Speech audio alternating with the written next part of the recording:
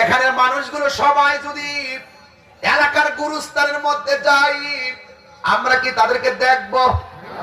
আরো যারা দেখব, আমরা তাদেরকে দেখব না। আর তারা যে কান্না করতেছে, তাদের কান্নার আওয়াজ আমরা শুনবো না। কিন্তু যুবকের দল আমার আল্লাহ রাব্বুল আলামিন তার হাবিবে দুজাহানকে কবরের আযাব দেখার ক্ষমতা দান করছে। আল্লাহু আকবার।